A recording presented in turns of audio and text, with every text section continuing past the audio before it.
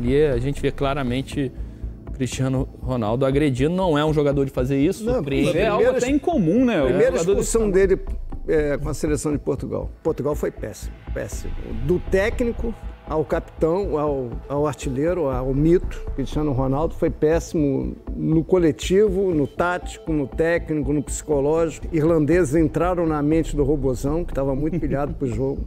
Ele muito pilhado, antes do jogo mesmo, já estava caindo na provocação dos irlandeses. No jogo eletrizante das eliminatórias para a Copa do Mundo de 2026 contra a Irlanda, o craque Cristiano Ronaldo é expulso. Uma situação que agitou o mundo da bola e gerou muita polêmica. E claro, os comentaristas não ficaram de fora. Os experientes Lédio Carmona e Roger Flores já falaram sobre o lance e deram suas opiniões sobre a decisão do árbitro e a atitude de CR7. A gente fala muito questão de preparação para a seleção brasileira, que faltam aí 6, 7 meses para a Copa do Mundo. Acho que a seleção portuguesa tem um sinal de alerta ligado aí. Não com relação à classificação, porque está muito bem encaminhado. Vai enfrentar a Armênia, que é a lanterna do grupo na última rodada. Então Portugal vai conseguir essa classificação direta, mas acho que em termos de time, de encaixe do Roberto Martínez pensando na Copa do Mundo, Portugal chegando entre as favoritas, que era o que a gente quer, o que a gente imagina, acho que Portugal tem deixado a desejar.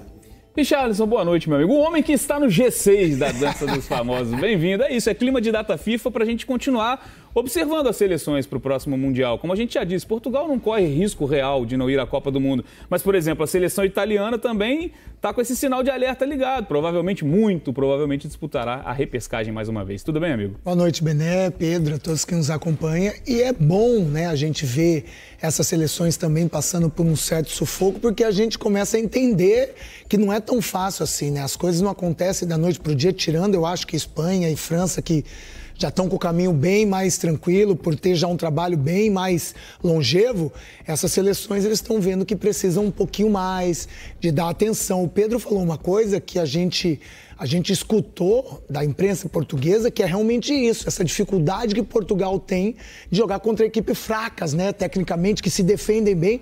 Tem uma hora que o Roger daqui a pouco vai participar, tinha 11 jogadores da Irlanda na grande área da Irlanda defendendo. É difícil você entrar, é difícil você ter uma paciência. Então, Portugal precisa um pouquinho mais. Já a Itália, né, entre aspas, tá dando azar, porque a Noruega não tá dando sopa pro azar.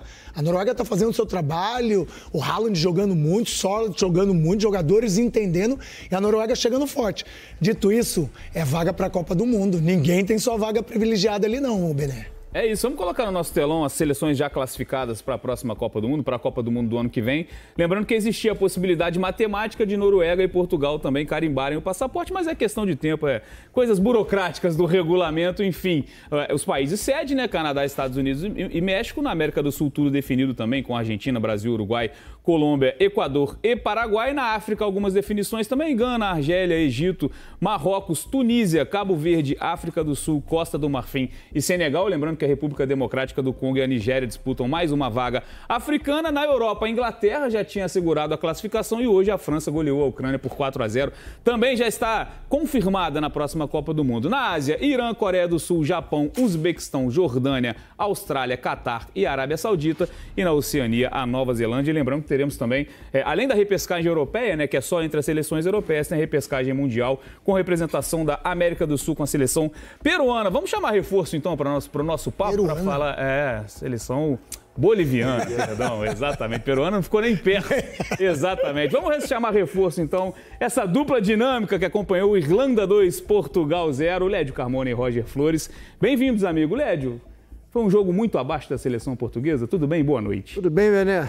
Richarlison me abandonou, Pedro. Todo mundo tem essa reclamação do Richarlison, não sei por quê. Não, Richarlison agora é assumido da minha outro vida. patamar, Richarlison. Eles não atendem mais os pobres Não daqui, encontro né? mais o Richarlison em nenhuma cabine. Não vejo mais essa criança. Só quer ser bicho de fazenda. Vamos falar da Copa. Bora.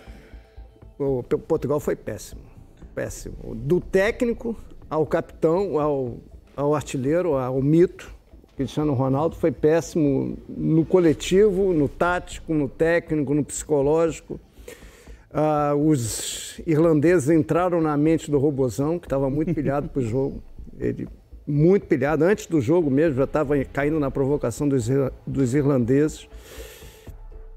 time tinha desfalques, Pedro Neto, Bruno Fernandes, são consideráveis, mas não justificam. O Portugal jogou mal defensivamente, no meio campo e no ataque. Todos os setores mal organizados, espaçado, tomando contra-ataque, que não era nem a proposta inicial da Irlanda, mas ela viu que dava para contra-atacar.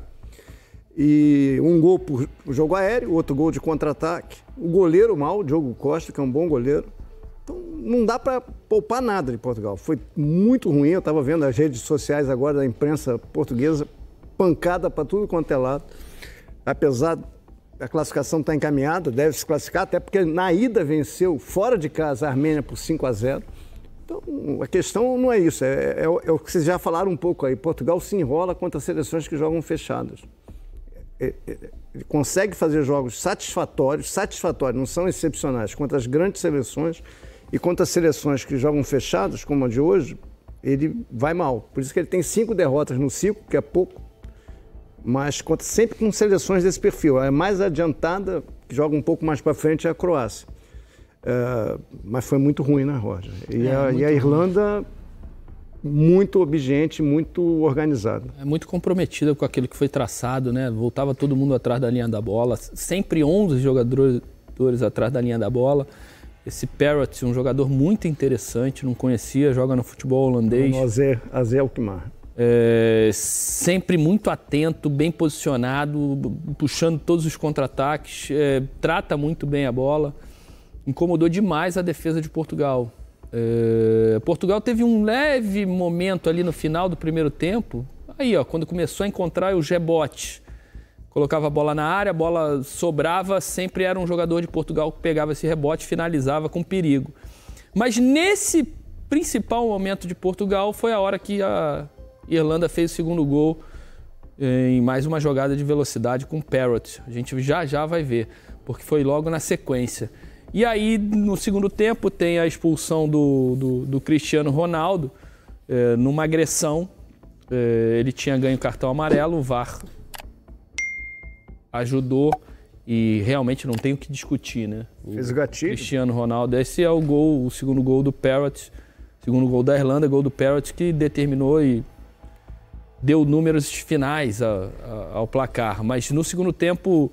Portugal perdeu um jogador e aí primeiro o Roberto Fernandes volta com duas substituições que eu não entendi. Trocou o zagueiro por zagueiro e lateral por lateral, já perdendo por 2-0. Ele podia botar o Rubem Neves como zagueiro, por exemplo. Ele podia arriscar um pouco mais. Não arriscou, esse é o lance do Cristiano Ronaldo, ele ganha num primeiro momento cartão amarelo, o árbitro vai no VAR e se vê que ele realmente dá uma cotovelada no adversário, sem bola. E aí tem a provocação, essa provocação, que a torcida tá chorando. Depois ele vai em direção ao treinador da Irlanda, dizendo que ele falou muito e foi culpado, né, pela expulsão dele, mas não foi, né? Ali a gente vê claramente Cristiano Ronaldo agredindo. Não é um jogador de fazer isso, surpreende. É algo até incomum, né? A primeira expulsão dele com a seleção de Portugal. E na carreira ele foi expulso 13 vezes. 9 por cartão vermelho direto. Na seleção, a primeira vez. E isso pode impactar na Copa do Mundo, porque isso é um jogo de Copa do Mundo. Ele não vai jogar contra a Armênia, mas vai que ele pegue 2 jogos de suspensão. Exatamente. Ele pode tem que ter um julgamento. Ele tem que ter um julgamento. Tem que ir para a corte da FIFA. E aí...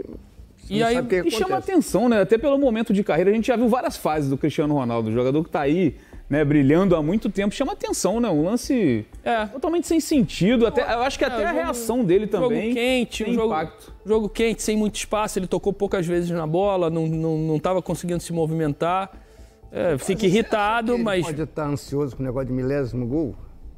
Ele vai perder uma boa oportunidade contra a Armênia de aumentar esse número, inclusive. Né? Que é o jogo ali que a gente imagina que Portugal vence. E ele já declarou também essa semana que tem pouco tempo a mais de de jogo. E quando ele fala há pouco tempo, ele diz, olha, é 1 mais 1, 2 anos no máximo. Mas ele tá com 953 gols, faltam 47. Só que ele vai chegar ao milésimo, acho que ninguém duvida, né? Qualquer coisa ele liga pro Túlio, o Túlio sabe Túlio Maravilha consegue arrumar o que pode incomodar ele é ter essa pressa de querer fazer o milésimo na Copa do Mundo, porque aí a média tem que ser muito alta. Acho que aqui bate a ansiedade.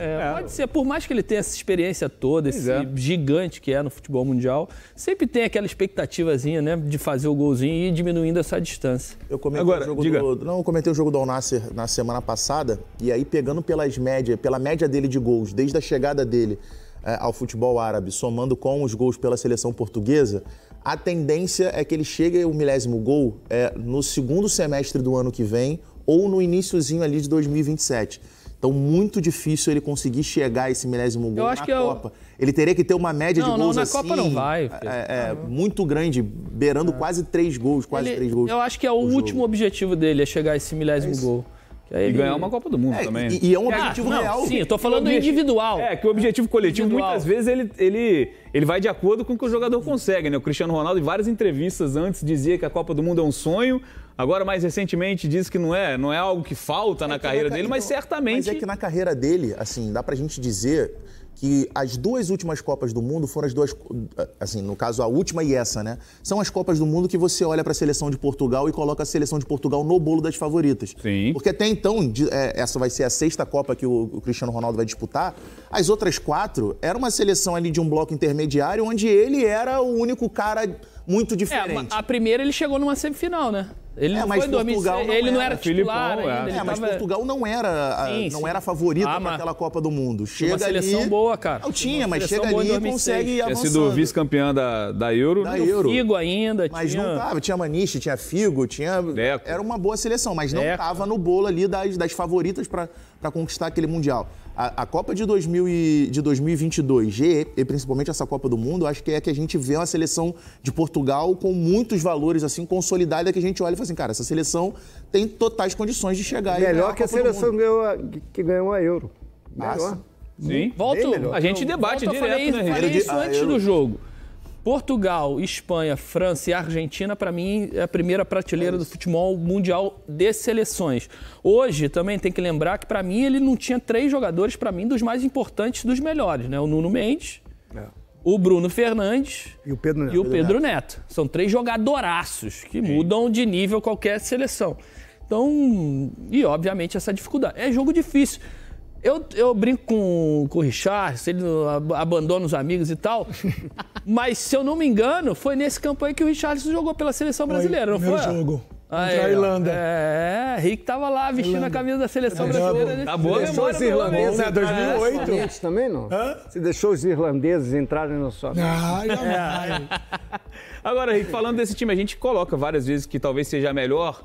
o melhor elenco que Portugal tem, e a gente fala isso e, claro, acho que qualquer seleção vai sentir 3 baixas desse tamanho que o Roger citou, mas, por outro lado, a gente esperava que o time mantivesse o nível, né? Claro que você perde jogadores importantes, mas quando a gente destaca o elenco, né, como Portugal tem um bom time e bons jogadores para compor, para colocar no banco de reservas, a gente não esperava uma queda tão grande de rendimento. Então, mas o Lédio tocou num assunto que é muito importante para esse tipo de seleção com toda essa confiança, que é a questão de o time da Irlanda foi minando o time de Portugal minuto a minuto. E isso vai enervando os atletas, que é normal, porque eu acredito que os atletas de Portugal nesse jogo devem ter falado assim, uma jogada, daqui um pouco a gente faz 1, 2, não vai ter... E quando perceberam que não ia ser tão fácil assim, e a Irlanda dentro daquilo que não era a proposta, mas virou, de puxar contra-ataque, de fazer o time de Portugal sair do conforto de Portugal, né? Não é fácil você voltar pro jogo, é difícil você voltar pro jogo. Você entender que você vai ter que mudar dentro do próprio jogo uma chave que você não sabia que você precisava ligar. Então talvez o pulo do gato foi da Irlanda, não foi nem de Portugal. Porque a gente tá falando, o Pedro foi muito bem, de um elenco que é farto, que tem muitos jogadores, mesmo com essas 3 baixas, Portugal poderia ganhar e ganhar muito fácil. O problema foi que a Irlanda não facilitou para Portugal ganhar. E aí, gostaram da análise do Lédio Carmona e do Roger Flores sobre a expulsão do Cristiano Ronaldo? Vocês acham que a expulsão foi justa ou foi um exagero do árbitro? O CR7 mereceu o cartão vermelho? Deixem aqui nos comentários a opinião de vocês. Não se esqueçam de curtir este vídeo e se inscrever no canal. Valeu e até a próxima!